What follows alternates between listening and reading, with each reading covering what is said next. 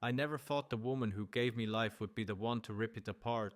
My mom used to be my safe place, my anchor. When my dad died, it was just the two of us against the world. We cried together, survived together, and built dreams together. But everything shattered the moment she met him, her new husband, a man who wore a smile on the outside but was poison underneath. At first, I tried to believe he made her happy. I wanted her to have love again. I truly did. But little by little, he crept into every part of our lives until I became the outsider in my own family. I still remember the day it all fell apart like it happened 5 minutes ago. I came home from work exhausted, but relieved to see the porch light on. But instead of the usual warmth, my mom stood at the door, cold and distant. Her eyes, those same eyes that once looked at me with nothing but love, were filled with something else that night: disgust, resentment. She said the words slowly, each one stabbing deeper than the last. "You don't belong here anymore. He's my husband now. I'm choosing him." I was too stunned to even cry. My world crumbled in seconds. The person I thought would always stand by me no matter what had just disowned me. And worse, for a man who barely knew me. I found myself out on the street that night with nothing but a bag of clothes and a heart full of betrayal. The home I thought was mine was gone. The love I thought was unconditional erased in an instant. And here is the thing that haunts me. No matter how much time passes, no matter how much I try to move forward, I still hear her voice echoing in my head. The one person I would have died for chose someone else over me. But life has a twisted sense of karma, and this is the story of how everything came back around in a way none of us could have expected. Growing up, it was always just me and my mom. My dad died when I was 8, and from that moment on, it felt like we were two halves of a whole. We had nothing but each other. Money was tight, but love, that was something we had in abundance. My mom worked 2 jobs just to keep us afloat. Every time I fell, she was there to lift me back up. Every time I doubted myself, she was my biggest cheerleader. I remember nights when we would sit together on the couch, wrapped in blankets, watching old movies. She used to run her fingers through my hair and say, "You and me against the world." Those words were my shield growing up. No matter how hard life got, I believed we would always have each other. When I was in high school, things started to shift. My mom met a man at work, someone new who brought a spark back to her eyes. His name was Mark. At first, I was happy for her. After years of watching her struggle and sacrifice everything for me, I thought maybe she deserved a bit of happiness too. Mark seemed charming. He would bring flowers, tell jokes, and act like the perfect gentleman. I wanted to trust him. I really did. But slowly things began to change. Mark started making little comments about how much my mom spoiled me. He would laugh it off, but his words stuck. He didn't like how close we were. He didn't like being second to her own child. And soon he started to wedge himself between us. At first it was subtle. He would plan dinners or outings that didn't include me. He'd whisper in my mom's ear, and I could tell her moods were shifting. She became more distant, more irritable. Arguments between us started happening over the smallest things. I would ask her if she wanted to watch our favorite movie, and she'd snap, "I'm busy. Can't you see that?" I tried to understand. I kept telling myself that it was just a phase, that maybe she was caught up in the excitement of a new relationship. But it got worse. Mark moved in 6 months later. That's when everything unraveled. Suddenly, the house didn't feel like home anymore. I was treated like a guest in my own space. He made the rules. He controlled what we watched on TV, what we ate for dinner, and even when guests could come over. And my mom, she stood by his side, watching silently as my world shrank smaller and small. One evening, I overheard a conversation between them. Mark was saying things like, "She's grown now, you've done enough. It's time for her to stand on her own feet." My heart sank. I realized then that he wanted me gone. And what terrified me the most was that my mom didn't argue back. I confronted her the next day, tears streaming down my face. I begged her to see what he was doing, to remember how close we used to be, but she looked at me like I was a stranger. Her voice was cold when she said, "Mark is my husband now. This is his home too." I felt the ground slip from under me. The woman who had once sworn that we would face anything together was now siding with a man who was pushing me out. I knew then that things would never be the same. From that moment on, I was walking on eggshells in my own home. Every little thing I did seemed to annoy them. Every day felt like a countdown to when they would finally tell me to leave. And deep down, I knew it was coming.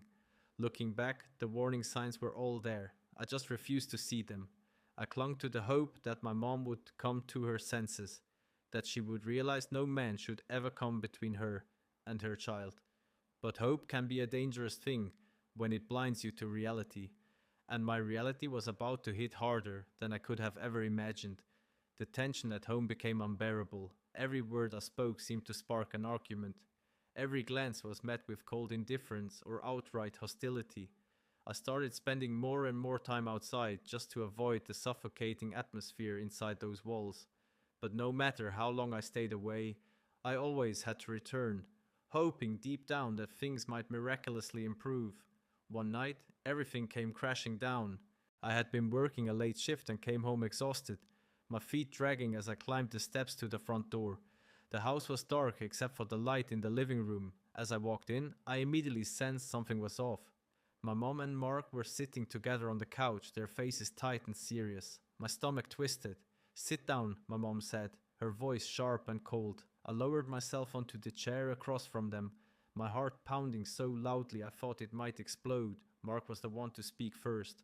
"We've been talking," he began, his eyes gleaming with something that felt like victory, "and we've decided. It's time for you to move out." I blinked, frozen in place.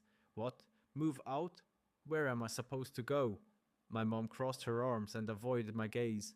"You're old enough to figure that out. This is no longer your home." Her words hit like a slap across the face. My throat tightened as tears welled up. "But this is my home, our home." "Mom, how can you say that?" She finally looked at me, but there was no softness left in her eyes. "Mark and I need space. You're an adult now. It's time you stood on your own 2 feet." I shook my head, my vision blurring. "I am working. I am trying. But I can't just leave like this. I have nowhere to go." Mark stood up, towering over me. "That's not our problem. You have 1 week to pack your things and leave." I turned to my mom, desperate, pleading. "Mom, please don't do this. You always said we were in this together, remember? You and me against the world." She flinched, and for a moment I thought I saw a flicker of the mother I used to know. But then her expression hardened again.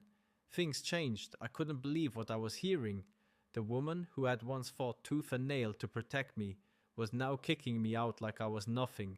I felt betrayed, abandoned, shattered beyond words. The next week passed in a blur. I packed my belongings in silence, each item a painful reminder of what I was losing. My childhood bedroom, once a place of safety and dreams, now felt like a tomb. Every corner whispered memories I wanted to hold on to, but I knew I had to let go. On my last night there, I stood at the front door with my box at my feet. My mom stood across from me, arms crossed, eyes cold. Mark lingered behind her, smug and satisfied. I wanted to scream, to cry, to ask her one last time to change her mind, but I knew it was useless. I took a deep breath and said quietly, "I hope one day you realize what you've done." She didn't reply. She just shut the door behind me. As I stepped out into the night, the weight of my new reality settled on my shoulders. I was homeless, betrayed by the one person I thought would never turn her back on me. The world felt colder than ever before. I walked aimlessly through the streets at night, my mind racing with fear and heartbreak. I had no plan, no destination, just a broken heart and a shattered soul. But deep down, beneath the pain and despair, a tiny spark began to flicker. A quiet determination whispered that this wasn't the end of my story. Somehow, some way, I would survive this, I would rebuild, and one day they would see the consequences of what they had done. Those first weeks on my own were the darkest days of my life. I slept in shelters, on friends' couches, and sometimes in my car when I had nowhere else to go. Every night I replayed my mom's cold words in my head like a broken record I couldn't shut off. My heart ached, not just because I had lost my home, but because I had lost my mother. But something inside me refused to give up. I worked tirelessly, picking up every shift I could, saving every penny. I knew no one was coming to save me, so I became my own savior. Slowly, painfully, I started to build a new life. It wasn't glamorous, but it was mine. I rented a small apartment, enrolled in night classes, and fought for every inch of progress. Years passed, and little by little the pain began to dull. I still thought of my mom often, but I buried that part of me deep down. I told myself I didn't care anymore, that I had moved on. But the scars remained, even if they were hidden beneath layers of resilience. Then one evening, out of nowhere, my phone rang. I didn't recognize the number, but something told me to answer. I hesitated for a second, then picked up. "Hello," I said cautiously. There was silence on the other end, followed by a shaky breath, and then a voice I hadn't heard in years. My mom. "Hi, it's me," she said, her voice trembling. I froze, my heart pounding in my chest. For a moment, I couldn't even breathe. "I know I'm the last person you want to hear from," she continued, her voice cracking, but I didn't know who else to call. Her words poured out like a flood. Mark had left her. After years of manipulating her, isolating her, and draining her financially, he disappeared, without a trace, leaving her penniless and alone. He had taken everything, their house, their savings, even the little jewelry she had left from my dad. Now she had nowhere to go, no one to turn to. "I made a terrible mistake," she whispered, sobbing. "I chose him over you, and I lost everything." My mind was spinning. Part of me wanted to slam the phone down to throw all the pain she caused back in her face. But another part of me, the part that still longed for the mother I used to know, couldn't hang up. "What do you want from me?" I asked, my voice cold but shaking. "I need your help," she admitted, her sobs growing louder.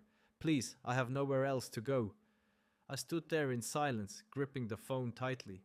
The memories of that night she kicked me out flashed vividly in my mind, her eyes cold and distant, her words sharp and final. And now here she was, broken and begging. I wanted to hate her. I wanted to let her suffer the way I had. But as much as I tried to harden my heart, I couldn't ignore the truth. She was still my mother. "Where are you?" I asked quietly. She told me she was at a shelter, her voice filled with shame. I gave her my address and told her to come over.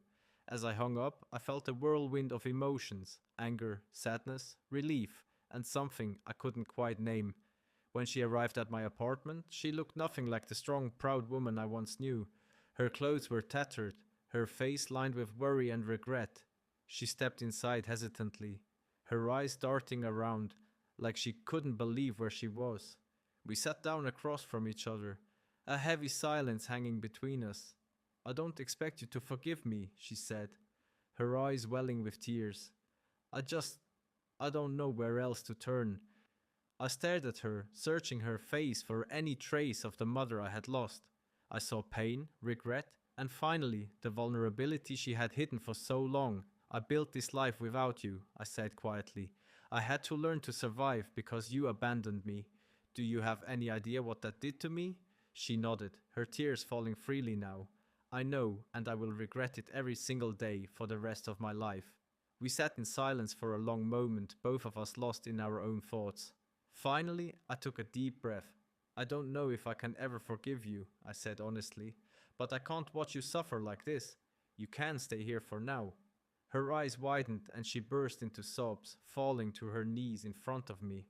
"Thank you," she whispered, clutching my hands. "Thank you." As I held her trembling hands, I realized something. Karma had come full circle. She had lost everything because of her choices, and now she was at my mercy. The power dynamic had shifted completely, but even in my pain, I knew that holding on to hatred would only poison me. I wasn't ready to forgive her fully, but I was ready to start healing, and that I realized was the real twist in this story. Not her downfall, but my strength. The days that followed were strange and heavy. Having my mom under my roof after all those years felt surreal, like living in a dream I wasn't sure I wanted to be part of. There were moments of deep awkwardness, moments when we passed each other in the kitchen and barely exchanged a word. But there were also moments when I saw glimpses of the woman I used to know, the mother who once held me when I cried and whispered that everything would be okay. She kept to herself most of the time, quiet and almost invisible. I knew she was trying not to be a burden, but the weight of her presence was undeniable. I caught her staring at old photos I had managed to keep, tears pooling in her eyes. She never said it out loud, but her face was etched with regret. One evening, as we sat in silence with cups of tea in our hands, she finally broke the stillness. I think about that night all the time, she said softly, her voice trembling. I see your face, the pain in your eyes, and I hate myself for what I did. I didn't respond right away. I stared into my cup, watching the steam curl upward. My heart felt like a battlefield, torn between anger and a desperate longing to let go of the hurt. I needed you, I finally said, my voice thick with emotion. And you left me when I was at my weakest. She nodded, her tears falling freely. I know, and I can never undo that. I let someone poison my mind against my own child. I failed you in the worst way a mother can. For the first time, I saw the full weight of her guilt. It didn't erase the past, but it softened something inside me. I realized that while I had been fighting to survive all those years, she had been living with the crushing burden of her choices, and in some ways, that was its own kind of punishment. As weeks turned into months, we slowly began to rebuild something fragile and new. It wasn't the same as before. Too much had happened, too much trust had been broken, but there was an unspoken understanding between us, a quiet effort to mend what we could. She started picking up small jobs to help with rent, determined not to rely on me completely. I respected that. It showed me she was serious about making amends, not just seeking shelter. But one day I came home from work and found her cooking dinner, something she hadn't done since I was a kid. The smell of her homemade soup filled the apartment, and for a brief moment it felt like old times. We sat down to eat, and though words were few, there was a sense of peace I hadn't felt in a long time. I won't pretend that everything became perfect. Some wounds leave scars that never fully heal, but we both learned something powerful. Forgiveness is not about forgetting or pretending the pain didn't happen. It's about choosing to let go of the anger so it doesn't destroy you from the inside out. Looking back now, I see how far I've come, from a broken, abandoned child to someone who built a life from nothing. I found strength I never knew I had. And in the end, I became the person I always needed. As for my mom, she learned the hardest way that choices have consequences. She lost years of my life, and no amount of apology can bring them back. But we are both trying step by fragile step to build something new, and that is the messy, complicated truth about betrayal and forgiveness. It is never clean, never simple. But sometimes, in the rebel of broken trust, you can still find pieces worth salvaging. To anyone listening who has ever felt abandoned or betrayed by someone they love, know this: you are stronger than you think, and while the scars may never disappear, they are proof that you survived.